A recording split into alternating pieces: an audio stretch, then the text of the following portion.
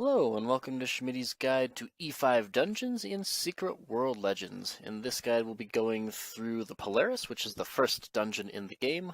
Unfortunately, I lost my audio for this video, so I will be post-commentating it, and there will be no game noise.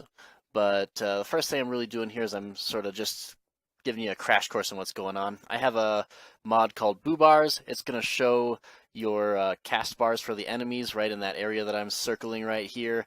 And it actually has a couple of neat little modifications you can make. So anything that you can impair will be yellow. Anything that you can purge after you've finished purging it is going to be purple.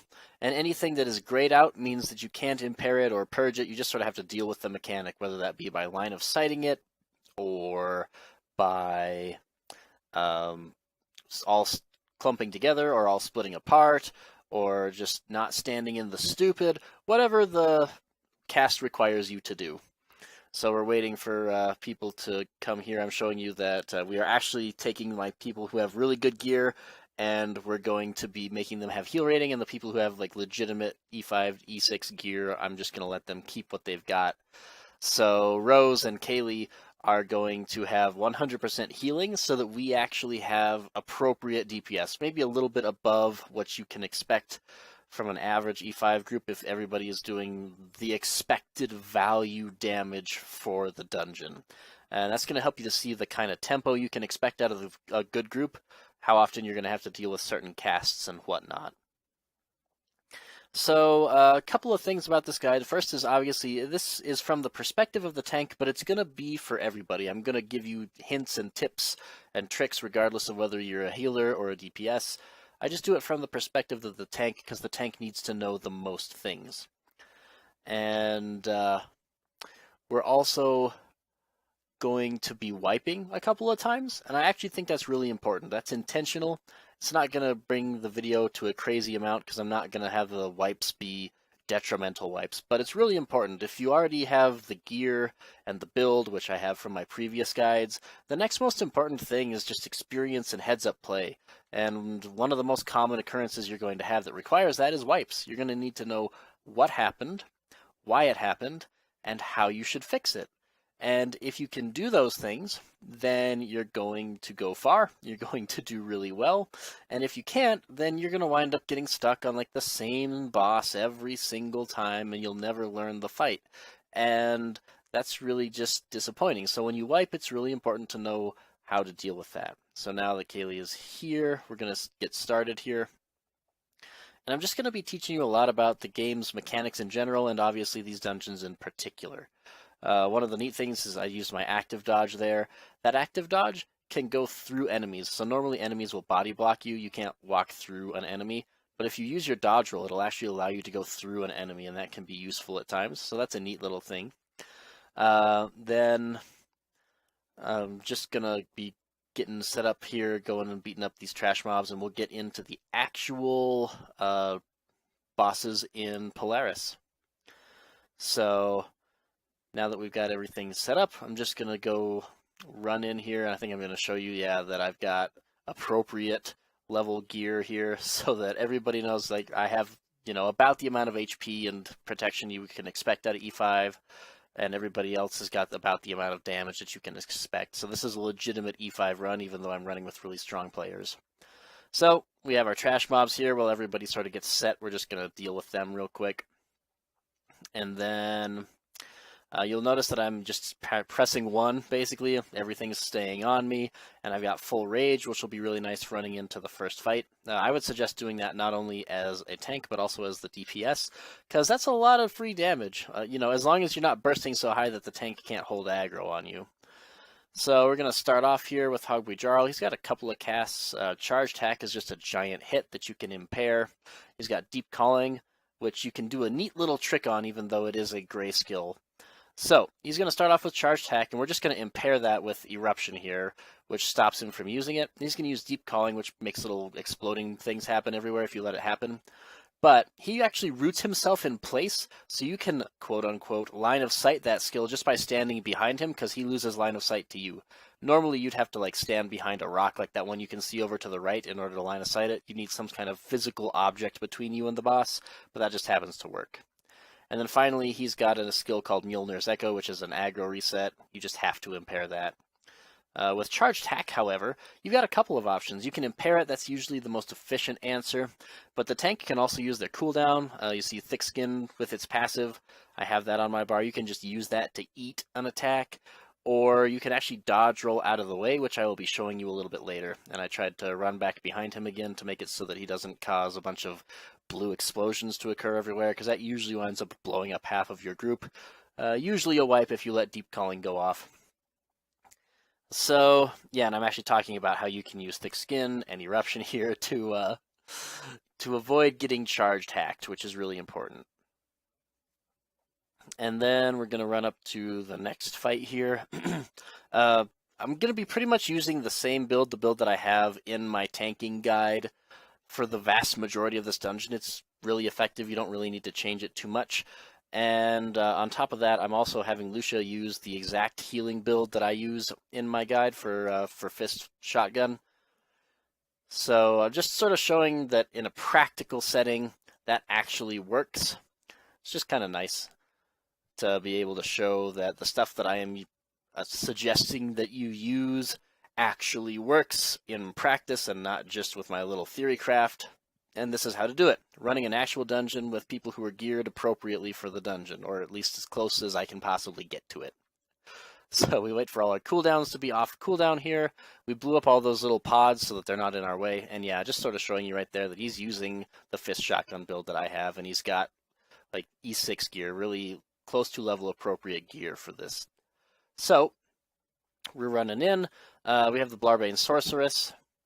And here's where we're going to learn the important things. So the first most important thing is don't die when you're doing dungeons. The next most important thing is to deal with the mechanics. So kill the ads really fast, don't stand in the stupid, whatever. And we're going to see really quick here why that is.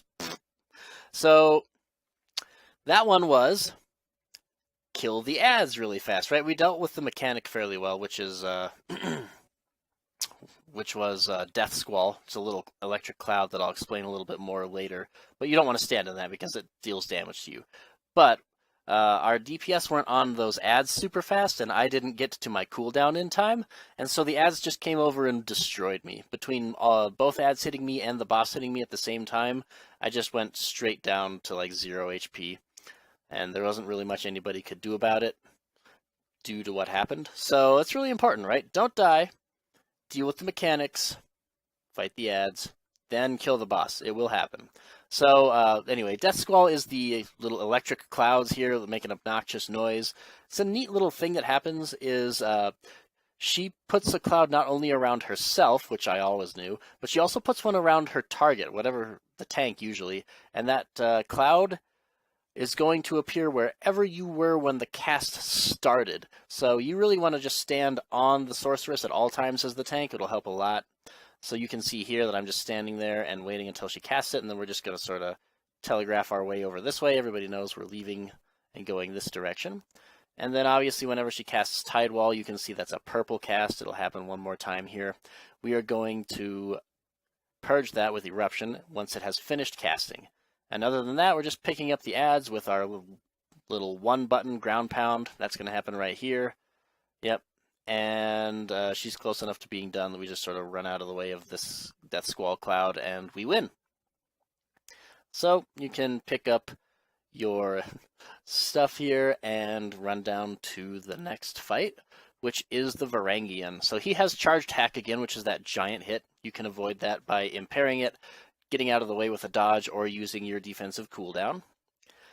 He'll have Deep Blast, which is just that blue explosion. It'll actually be the first time you see sort of what the blue explosions look like, because I didn't let the first blue explosions happen in the first fight. And then he'll have Mjolnir's Echo, which is that aggro reset again that you have to impair. So here he goes. Boom. Here comes the Varangian. He's going to use Mjolnir's Echo. We impair that. He uses Deep Blast. You can't impair that. Just don't stand in it. That will kill even the tank. And even if it doesn't, it's also an aggro reset, because this dungeon is full of those. So this is our first phase change boss. When he submerges, he will launch a bunch of zombies in the air. As you can see, I like to save eruption for that, regardless of whether I'm tanking or the DPS. It just either kills them all as the DPS or makes them really easy to all wrangle up. And then you're looking for him to re-emerge and fight him again. The tank can have some troubles holding aggro there because Deep Blast forces the tank off of the Varangian very quickly right at the beginning of there.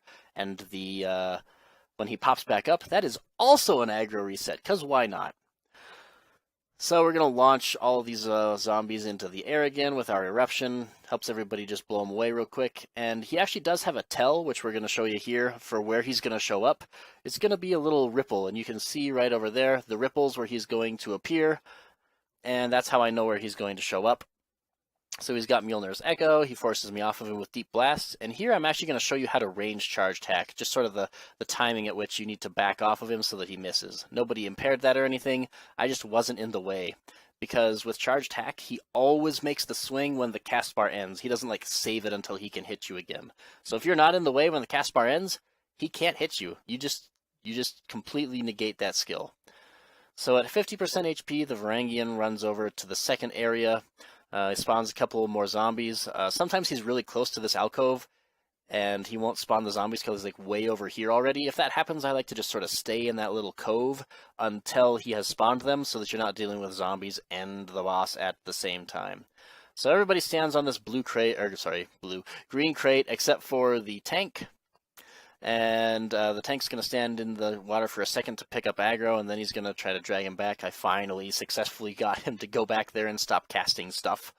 And then we're just going to beat him up. You can see that some of the crates are electrified, and that'll swap around. The tank really needs to save the cooldown for when the crates become electrified, which is right now, because everybody takes a percentage of their damage, so the tank is actually taking way more damage than anybody else while that's going on.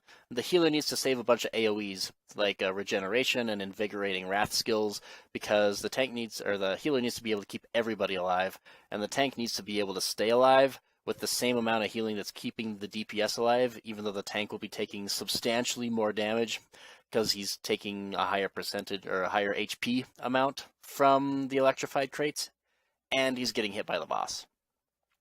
So, new change from this game to the old game, you actually have to deal with these trash mobs. You used to just be able to run past them because they couldn't get into the next fight area, but they can now. And right here, they actually sort of show you, see I got evaded there. If you look at my, the damage numbers that are coming off of them, those little sea horror witches have an evade buff, and that's going to be important here in this next part because we'll actually be dealing with that. This Hoggbe Mother will, at 50% HP, explode into 3 of those, and we're going to want to be able to destroy all of those sea horrors before they just kill us, and that's really important. I think I'm also sort of talking a little bit about the Phoenician support stratagem, which starts becoming useful here. There will be exploding ads that pop out of the the exit of this fight. Don't stand in the stupid.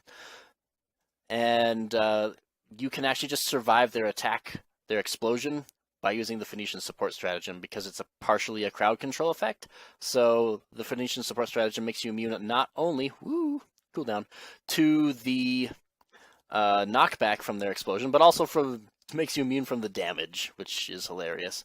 So there's Corpulent Slam. I was actually slowed there, so I used my dodge roll.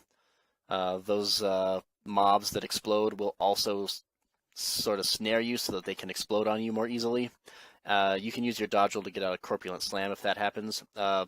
Word to the wise, if you stand right on the Hoggbe Mother's butt when she uses Corpulent Slam, she will hit you. So you can see there that I used Eruption, and I was not the only one who used Eruption there. It's a nice little purge, right? Purge is one beneficial effect, has an AoE. So we take that evasion buff off of all of the sea horrors, and then we launch them in the air for 3 seconds, and that just makes them really easy to finish off. Otherwise, they can sort of get out of hand. So now you have to go through a decent little gauntlet here before you get to the next boss. If you sort of hang to the right, you can avoid a lot of those mobs. So you see all those zombie mobs over there? that bot just got dragged backwards and destroyed. All right, but all those zombies over there, we're going to ignore all of them. You don't need to fight any of them. And we can just fight these C-pods, specifically dealing with the ones that have eversion, because those ones will turn into more ads. So if you kill them before they turn into ads, you don't have to deal with anything except for these two guys. And again, I'm showing you that the Phoenician support stratagem is just the way to go here. I'm actually going to use it on this fight, because in the Primordial Dweller, there are actually 3 separate things that it is useful for. It's useful for the slow and explosion from the exploding ads. It's useful for standing in Psychic Death Zone. And it's also useful for standing in Deep Calling, which is going to be those blue explosions you'll see once the phase change occurs in this fight. And that's just really useful for the tank, because it allows you to just run through all of that and get to your own guys to get to your party before the ads come and kill them. Otherwise, sometimes you get cut off from each other and the ads murder your party while you're sort of stuck on other sides of the explosions. So since there are so many ads in this fight, we're actually going to get rid of Burning Wrath, or sorry, get rid of Seethe and switch it out for Burning Wrath and its passive, so that we will have a much easier time dealing with ads in this fight. Then I'm actually going to ask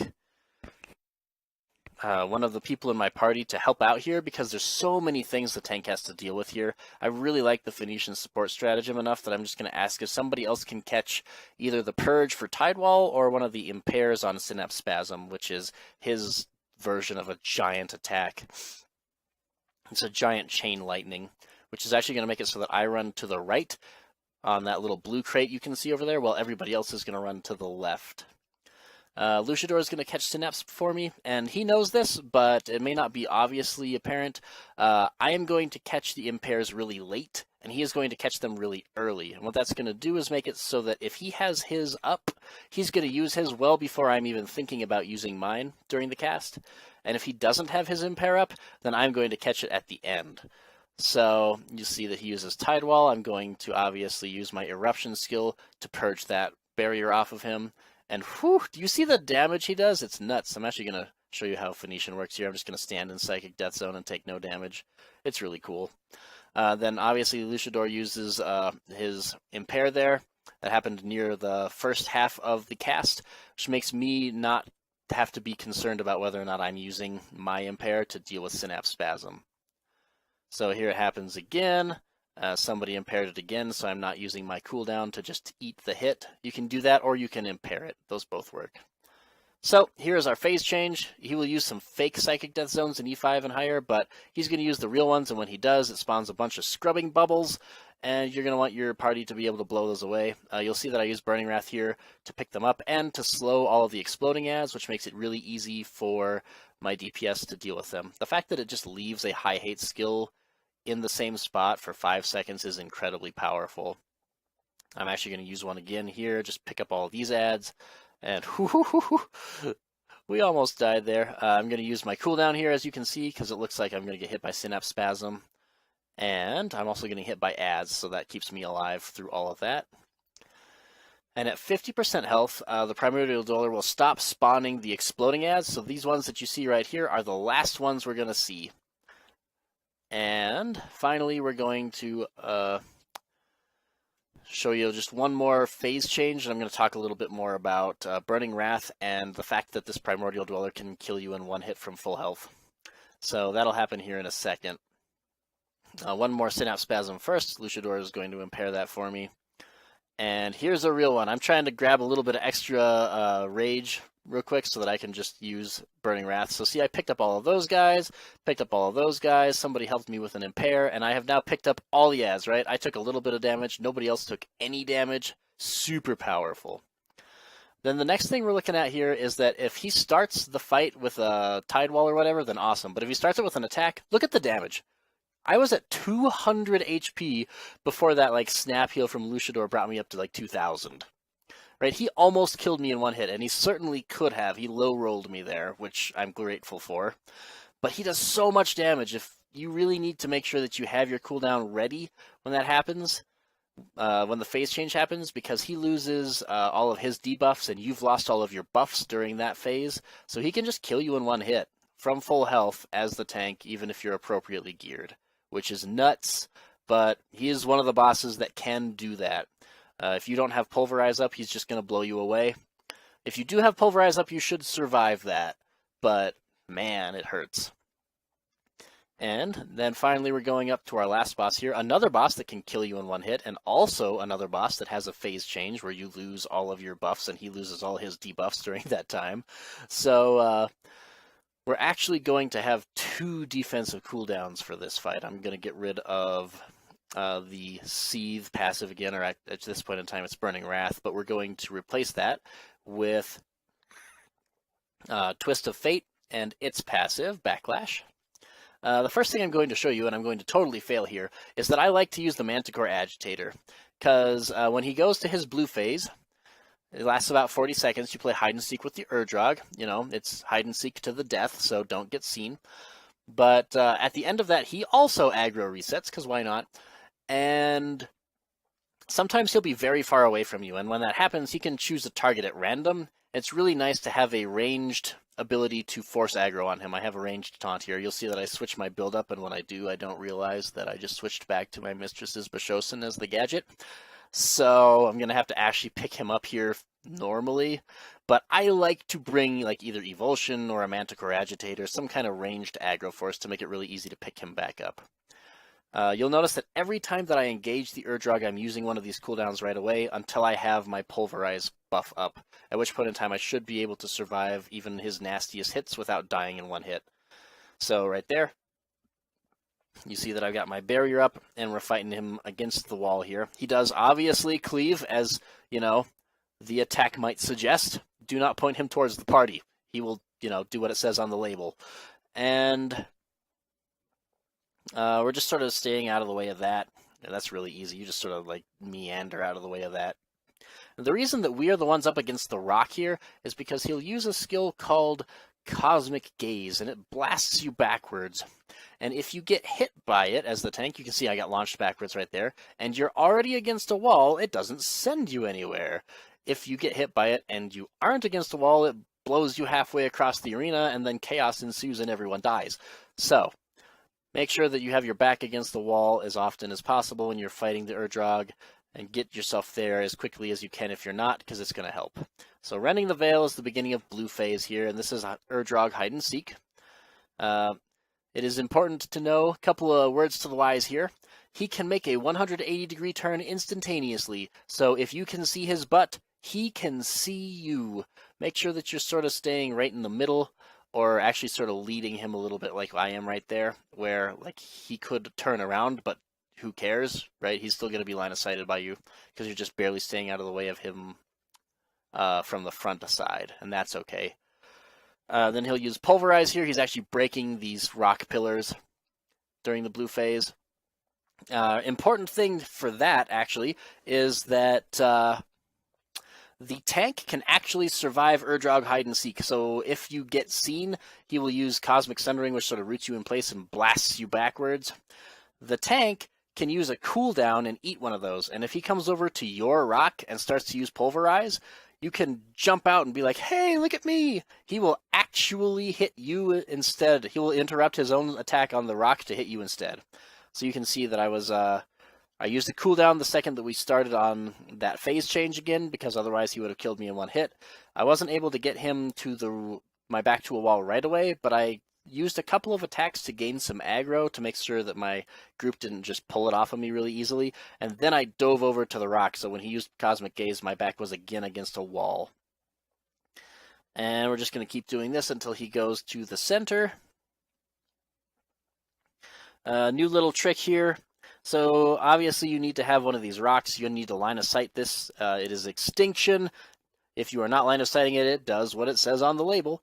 You can actually sort of stand, and I'm trying to right here, in a spot where even if you don't get cleansed, you'll get snared by these bubbles, but you won't get hit. I, of course, mess up by like a pixel, so I get blasted away, but you'll see that Rose on the other side successfully did that. Even though she got cleansed as well, successfully did that. And then we're going to fight here again. After Extinction, need to have that cooldown instantly. I used it again right away. You'll see that I did that if you go back and look. And finally, he'll use Blue Phase again here, but if you get him down to 5% HP or less, which is what everybody is going crazy for right here, he'll just do an Eternal Blue Phase. He immediately breaks all the rocks. Try not to be standing right next to them because they just explode right next to you, and you get blasted back like that. But once he's at 5% HP, he goes into a permanent blue phase. He drags everybody in. You take damage for attacking him, but that's sort of the end of it, the enrage. So if you get that, you're all set. So grab your loot, thank your party, and that is how to fight the first dungeon in Secret World, E5 Polaris. Thank you for watching. I'll be showing you all the rest of the videos. I'll be going over all the rest of the dungeons here in the next couple of videos. You'll be seeing those up really soon. And I hope to see you there.